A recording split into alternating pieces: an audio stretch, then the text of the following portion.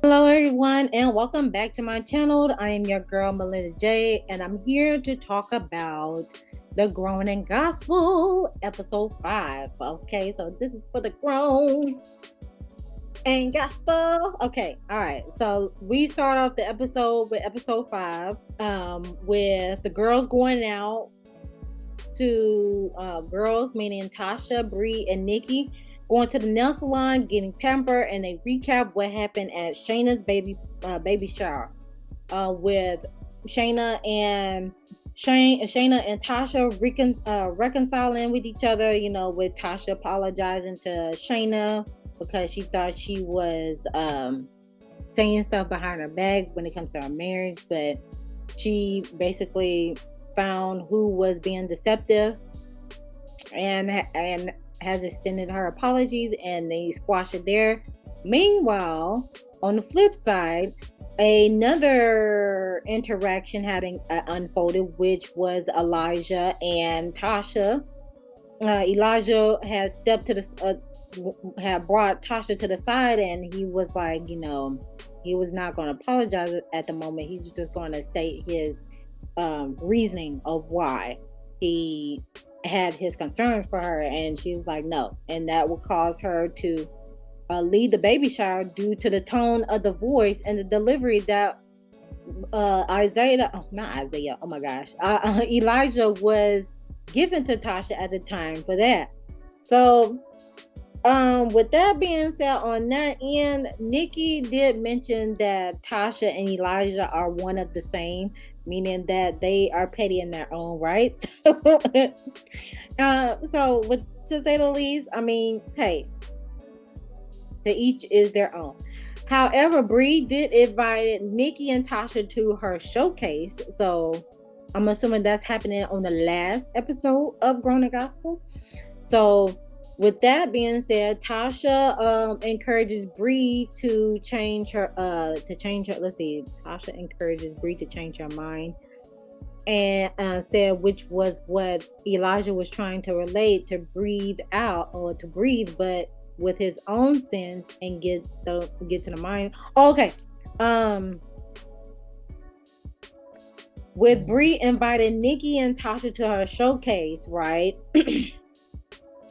Tasha encourages Bree to change her mindset when it comes to overthinking of what she is capable of when it comes to holding the showcase, because Bree is like, I want to do it, but I don't want to do it because there's a lot that ties into what.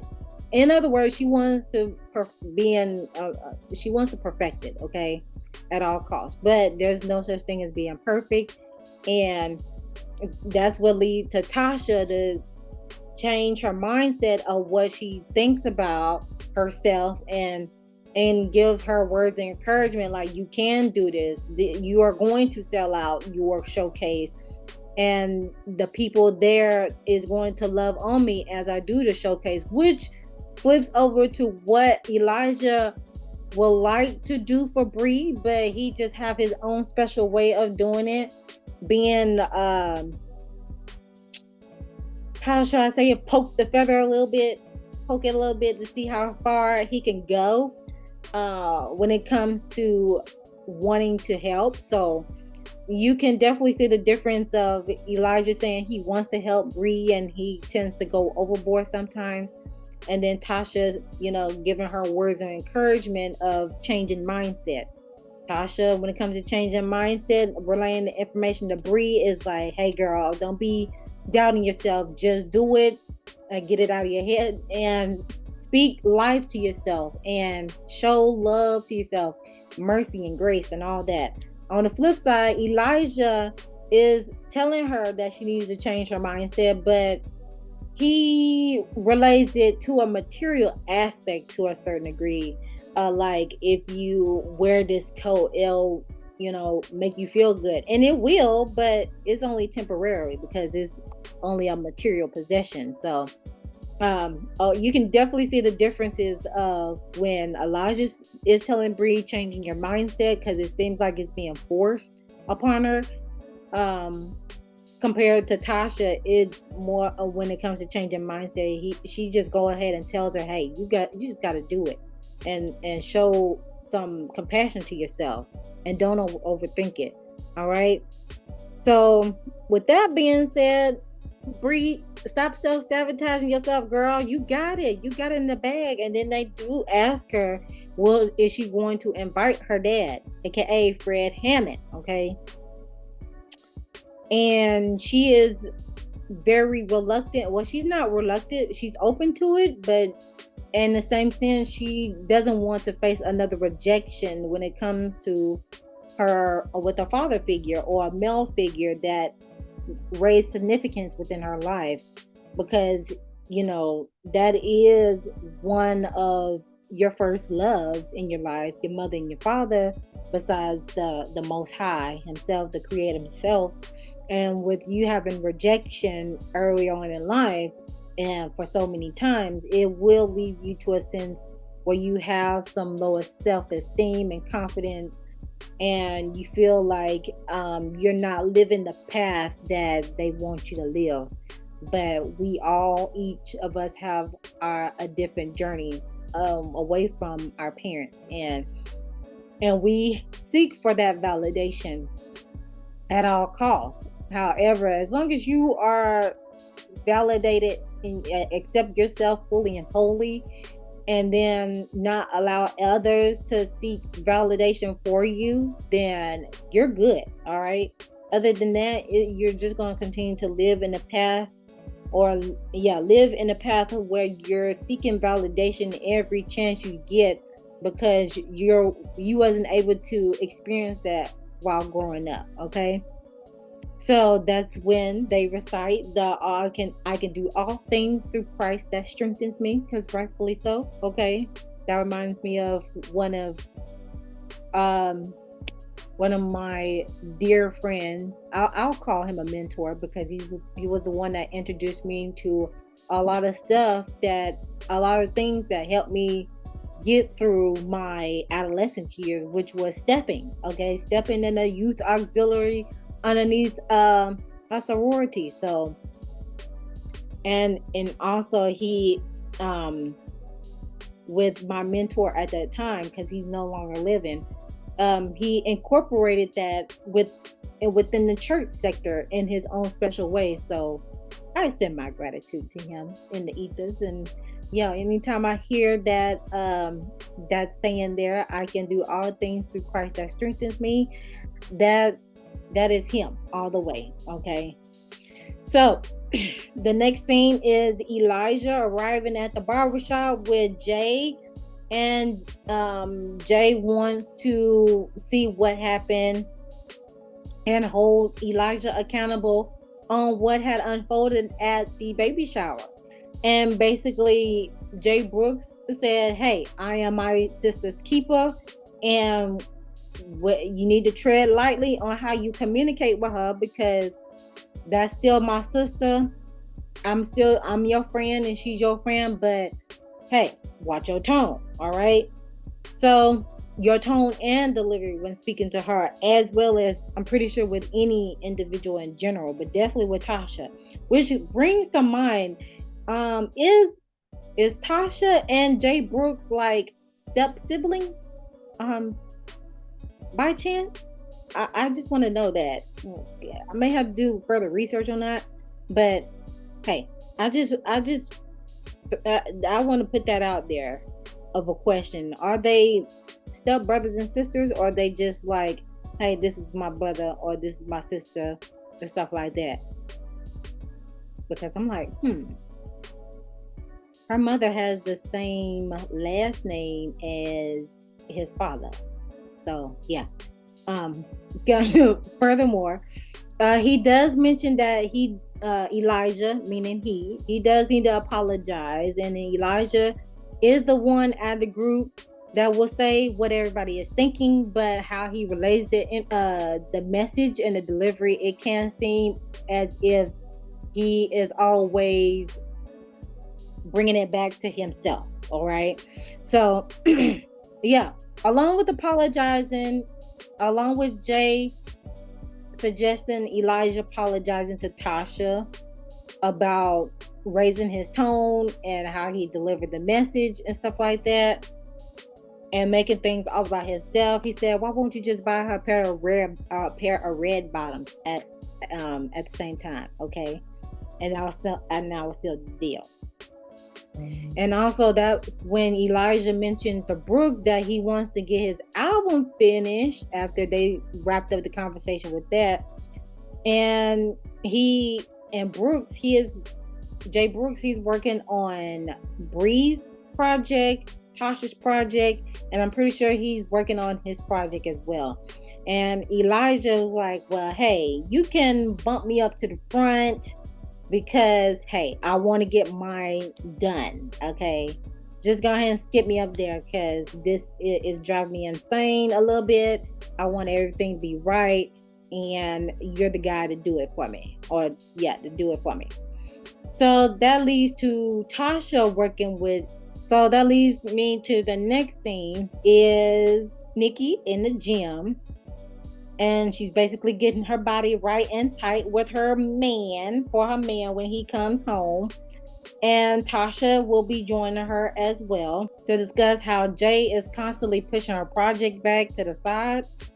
Because when it comes to him assisting her when it comes to him assisting her in her project, it's more like, I'll get to it, because she is not only considered as family, but she's not paying Jay Brooks, because she did mention that, she did mention to him that I will pay for it. But Jay Brooks is like, "Hey, you're family, you're good. You don't have to do a dime." But when a person is doing their project and they are paying out of pocket, then that leads to him going where the money is at. And to a certain degree, rightfully so. You got to get your bills paid as well, just as much as she is. But I wonder what's the hold up on that end. But yeah, they're gonna have to get that together. And the next thing, we have Shayna meeting with Bree at her house, because before Shayna had popped up, Bree was basically doing a video message to her father to invite him to her showcasing. And hopefully with his busy schedule that he'll make some wiggle room and attend her showcase. And that's when Shayna pops up, and as she was recording, and Bree is also utilizing Shayna as a surrogate as well, because they are good friends with each other and their parents are good friends with each other as well, to raise the extension of the invitation as well. Because if y'all see me looking down here, these are my notes, okay? Because she had told Shayna that she wants him to come, but she just has that antsy feeling, like a little kid would when they invite their parents to a recital and stuff. But Shayna also asked her, "Have you told him, or have you told your parents, but especially her father, about stripping?" And she was like, "No, I haven't did it yet. I'm practically waiting till after my showcase to do all that, But other than that, Shayna was like, "Girl, you're gonna have to tell him, or else the public's gonna know." And hopefully by now, since the show is out, that she already told him. Now on to the next scene, which is Tasha and Brooks meeting up with the fam to have some food and chat. And this is when Tasha mentions to the fam about her relationship with her friendship with Elijah, and the disagreement that they're having at the moment, the beef or the rift that they're having at this moment. And this is when the mother had mentioned that at first she did not like Elijah, but now she loves Elijah like another son, because back in the early days when Tasha and Elijah were in school, she did have a tendency to miss a lot of days because of Elijah. So with that being said, yeah. But other than that, and the mother is all good with Elijah, all good in the hood. And Also, that when she brought up the conversation with Tasha, brings up the proposition to Jay about letting Mario oversee her project and to finish the record out, and Jay is not having that because he is like, okay, if you're gonna have him oversee it, then I'm off. Or basically, I don't want no associated with it, because it is like, it's like a hairstylist taking a client away from them without them knowing. Especially if they're like a big tipper client. So I get where Jay is coming from on that. But if you had already told Tasha that she don't have to pay for it, even though you got to pay your bills, right? Because work ain't honest unless it pays bills now. But at the same time, if you already told Tasha that she don't have to pay for it, even though she mentions that, hey, what's the charge for this? And you already said, oh, you're good, your family. I mean, you probably need to set some time aside to work on her project so she can finish it. Even though money talks, and you're gonna go where the money at. But again, if you made that commitment to Tasha and it's written then in plain black and white, then hey, let's go ahead and get it done, because she has a beautiful voice. All of them have beautiful voices, okay, on the show. But other than that, he's like, okay, if Mario's on it, I'm out of it, because no, that's like disrespectful. All right. So basically, he said you better drop that deposit so you can meet that deadline. But I'm like, dang, she asked for a deposit before. She asked about a deposit before, but she said, no, you family, you good. We got this. So I see it from both sides. But other than that, on that scenario, is she mentioned about her party, her birthday party, and she said, Jay, you gonna be head of the musical portion, the sound engineer for my birthday event, and yes, you have to come. That's that. No questions asked. So that leads on over to the next scene, which I call it Facing Fears and Insecurities, because this is where we have Bree coming to the studio with Jay, and he mentions that she's either about 12 hours behind, or she's a couple out. Either she's 12 hours behind of her project work, or she was a couple hours late from working with her project with Jay on that scenario and getting the album done. But she is having reservations of it. She's having second thoughts. And again, this is the self-sabotaging moment that Bree has really got to get over it with. And in order for her to get over this self-sabotaging energy, she definitely has got to address those inner child wounds and come to a compromising position with her father, okay?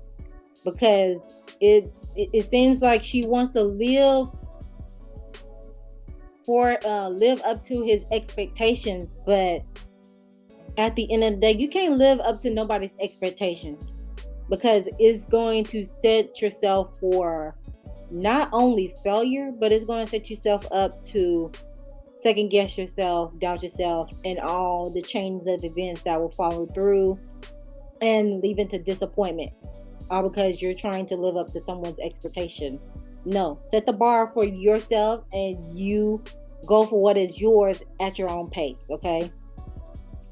Also, this is the part where she does feel like she doesn't want to go through with the project, and she feels like she's alone, and also she feels a slave as well with working her 9 to 5 versus doing what she wants to do and being in a creative space, basically where Jay Brooks is at. She gives the scenario that, Jay, how do you do it? Like, you are able to be in your creative space and do what you love and stuff like that. Meanwhile, I am a slave to my 9 to 5, trying to make work ain't honest, but it pays bills type of deal. And it is stressing me out. It's not me. It's not what I'm doing. And I'm like, dang, Bree, I see myself in you, girl. And the reason being that is because, Scotty by Nature TV, he mentioned this on his channel as well, that with him not being happy where he is at, because he lives in Mississippi, right? And that the fact that whenever he travels out and visit his friends, which is, other content creators like House of Aaron, Jamie, that's me, and Josiah, and the list goes on, he is feeling alive. It's a breath of fresh air. Meanwhile, whenever he goes back, it's hard for him to even say goodbye to go back to Mississippi, because that is where he resides, and if he feels like there's no growth that he can he feels like there's no growth there. On the flip side with me, I'm trying to get away from my 9 to 5, you know what I'm saying? But we got to do what we need to do and get to a point where we're able to walk away from the job, or go or seek another job that fulfills us the way we want to live, as if we're not making money for it, to live our best lives, okay? And I'm pretty sure all of y'all can relate to Bree's scenario. You want to do what you love, but you can't because you feel trapped by your 9 to 5. And that's okay. But at the end of the day, we just got to take those little baby steps so we can get to that point where we can leave and do what we love. All right? So at the end of the day, when it comes to Bree and this scenario with Jay Brooks, is that keep going, keep moving forward, girl. It's okay to not be okay, and just take it one day at a time. And leading to the next scene, Jay Brooks been on the scene. Okay, this is what leads to Jay Brooks being at his father's church, and he invites Bree to come and hear the message and get some energy boost. Get an energy boost from the word that she and the congregation is going to receive from Pastor Brooks, okay? And with Pastor Brooks, he was giving a word now, and this is all in one episode, in one scene, of living the abundant life. And not living an abundant life is not extra, but it's a destination. That's a word right there. And it's the time to stop making excuses and let God work through you. All right. What I got from that scenario from itself is, in order for you to live the abundant life, it's a destination. You're going to go your ups and your downs to get to where you need to go. But at the end of the day, you got to keep moving forward and release those limited beliefs that you think about yourself and what the societal norms tells you to do and stuff like that. And let God work through you. Let the Most High work through you. Let Allah work through you, or whoever you worship, okay? Let the Most High work through you as you are enduring, or as you are going on this destination to an abundant life, okay? And as you are doing that, you have to release the deadness along the way. You got to release things that are no longer serving you while you're going to this destination. Leaving the burdens, the heavy weight, the guilt, the shame, the fear, all that behind. Because it is hard when you're starting something new. It is hard whenever you are going through changes. But at the end of the day, you just got to go through the motions. Let it go through and not necessarily avoid it, because you don't know what is behind that door as it is unfolding against you. And that's another thing that we as a collective can be stuck in that way due to the fear of the unknown. But we don't know what the future lies ahead of us. But in order for us to get there, we got to go through through the fire, okay? Through the linen, okay? And all those type of deals. See, I done gave y'all a word right there, okay? I done gave y'all a word just based on that little sentence, okay? But the goal is for her to basically tap back into her roots and to showcase her vocal ability and her talent and get that feed, so she can get that feedback from the audience, because she is utilizing that throat chakra. Her best asset is her voice. As the other cast member said, her voice is smooth as butter. Well, utilize what you are going through your talents, which is your voice. Raise your voice, lift up your voice and sing, okay?